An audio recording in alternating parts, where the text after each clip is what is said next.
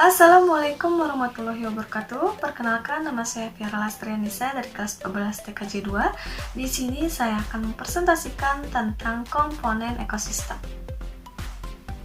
Oke, kita langsung saja ke A, pengertian ekosistem. Nah, apa sih itu ekosistem? Ekosistem merupakan suatu lingkungan tempat komponen-komponen di dalamnya yang tidak dapat dipisahkan satu sama lain. Nah, beberapa hal penting dalam ekosistem yaitu 1. Individu, 2. Populasi, 3. Komunitas, 4. Ekosistem, 5. Habitat, dan 6. Biosfer. Nah, lanjut kita ke B, sifat organisme dan peranannya dalam ekosistem. Berdasarkan sifatnya, organisme dalam suatu ekosistem terbagi menjadi dua. Yang pertama, organisme autotrof adalah makhluk hidup yang mampu membuat makanannya sendiri dengan cara melakukan fotosintesis. Yang kedua, organisme heterotrof adalah organisme yang hidupnya bergantung pada organisme lain. Berdasarkan ketergantungannya, organisme heterotrof terbagi menjadi dua. A. Organisme bersifat parasit dan B. Organisme bersifat saprofit. Lanjut ke C. Komponen-komponen ekosistem. Yang pertama ada komponen abiotik dan yang kedua ada komponen biotik. Berdasarkan fungsinya, komponen biotik dikelompokkan menjadi 3 macam. Yang pertama A. Produsen, B. Konsumen, C. Pengurai atau dekomposer, D. Perbedaan dan persamaan antar komponen biotik. Kita lanjut ke D, interaksi antar komponen ekosistem.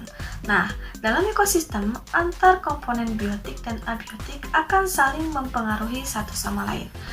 Nah, saling ketergantungan antara sesama komponen biotik ada 2 macam, yaitu 1. Ketergantungan antara makhluk hidup sejenis. 2. Ketergantungan antara makhluk hidup berbeda jenis. Nah, ini ada 2 macam, yaitu A. Predasi, B. Simbiosis. Simbiosis dibedakan menjadi 3 jenis, yaitu 1. Simbiosis mutualisme, 2. Simbiosis komensalisme, 3. Simbiolisme paratisisme. E. Perubahan ekosistem. Jumlah anggota populasi atau individu dalam populasi disebut sebagai kepadatan populasi. Adapun faktor-faktor mempengaruhi kepadatan populasi adalah sebagai berikut. 1. Emigrasi, yaitu individu yang pergi atau pindah ke tempat lain. 2. Imigrasi, yaitu individu yang datang dari daerah lain. 3. Mortalitas, yaitu jumlah individu mati yang menyebabkan menurunnya jumlah individu atau anggota populasi. 4. Natalitas, yaitu jumlah individu lahir yang menyebabkan bertambahnya jumlah anggota populasi. F. Peranan komponen ekosistem dalam daur biogeokimia. Biogeokimia adalah pertukaran atau perubahan yang terus-menerus antara komponen biosfer yang hidup dengan tak hidup. Dalam suatu ekosistem, materi pada setiap tingkat trofik tidak hilang. Materi berupa unsur-unsur penyusun bahan organik tersebut didaur ulang. Unsur-unsur tersebut masuk ke dalam komponen biotik melalui udara, tanah, dan air. Daur ulang materi tersebut melibatkan makhluk hidup dan batuan atau geofisik, sehingga disebut daur biogeokimia. Adapun fungsi dari daur biogeokimia adalah sebagai siklus materi yang mengembalikan semua unsur-unsur kimia yang sudah terpakai oleh semua yang ada di bumi, baik komponen biotik maupun komponen abiotik, sehingga kelangsungan hidup di bumi dapat terjaga. Macam-macam daur biogeokimia adalah ada daur nitrogen, daur karbon dan oksigen, daur air, daur belerang, dan daun fosfor. G. Ekosistem akuatik. Keragaman ekosistem akuatik juga dipengaruhi oleh faktor abiotik sebagaimana keragaman ekosistem daratan. Namun, tidak seperti ekosistem daratan, ekosistem akuatik tidak terlalu dipengaruhi oleh suhu lingkungan dan curah hujan. Kedalaman dan arus air pada ekosistem akuatik yang memberikan peran penting dalam keberagaman ekosistem akuatik.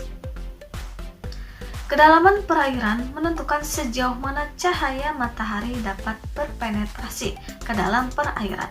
Semakin dalam perairan, maka cahaya tidak bias masuk hingga ke dasar perairan.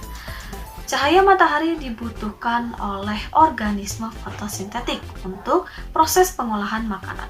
Ekosistem akuatik terbagi menjadi 3 macam, yaitu 1. Ekosistem air tawar.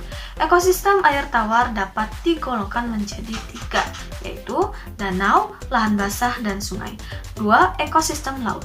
Ekosistem laut dapat dibagi menjadi beberapa zona, yaitu zona intertidal atau zona pasang surut, dan zona neritik atau zona laut dangkal, dan zona pelagit atau zona laut terbuka.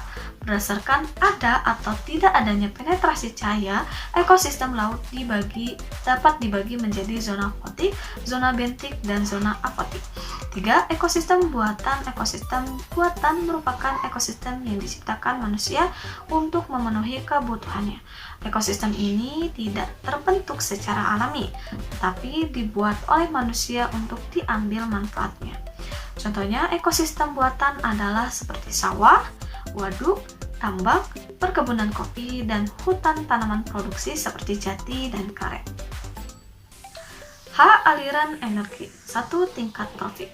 Setiap kelompok organisme yang memiliki sumber makanan tertentu disebut dengan tingkat trofik. Dalam suatu ekosistem terdapat beberapa macam tingkat trofik, seperti produsen, konsumen, dan dekomposer. A. Produsen. Seluruh organisme berklorofil seperti tumbuh dan ganggang hijau yang dapat mengolah makanannya melalui proses fotosintesis disebut organisme autotrof atau dalam suatu ekosistem disebut dengan produsen. B. Konsumen. Organisme yang tidak dapat mengolah makanannya disebut dengan organisme heterotrof atau konsumen. Konsumen dalam suatu ekosistem dapat dikelompokkan menjadi beberapa. Ada konsumen tingkat 1 atau konsumen primer, ada konsumen tingkat 2 atau konsumen sekunder, dan juga ada konsumen tingkat 3 yaitu konsumen tersier. C. Dekomposer atau detritivora. Detritus dapat berupa bangkai, feses, dan daun busuk dan lain sebagainya. Organisme yang memakan detritus disebut dengan detritivora. Sisa-sisa materi organik tidak hanya dihancurkan oleh detritivora. Organisme yang menggunakan sisa-sisa materi organik dan produk terdekomposisi lainnya disebut dekomposer atau saprotor. Kita beralih ke rantai makanan dan jaringan-jaringan makanan. Proses makan dan dimakan antara satu tingkat trofik dengan tingkat trofik lainnya membentuk urutan dengan arah tertentu yang disebut sebagai rantai makanan. Melalui rantai makanan, energi dapat mengalir dari satu organisme ke organisme lainnya. Umumnya, di dalam suatu ekosistem membentuk suatu hubungan makan dan dimakan yang kompleks. Satu jenis produsen dapat dimakan oleh beberapa konsumen sekunder, atau satu konsumen tersier memakan beberapa konsumen sekunder, begitu seterusnya. Hubungan makan dan dimakan yang kompleks tersebut saling bercabang dan berkaitan sehingga membentuk jaringan-jaringan makanan. Sekian presentasi dari saya, mohon maaf apabila ada kata yang kurang berkenan. Wassalamualaikum warahmatullahi wabarakatuh.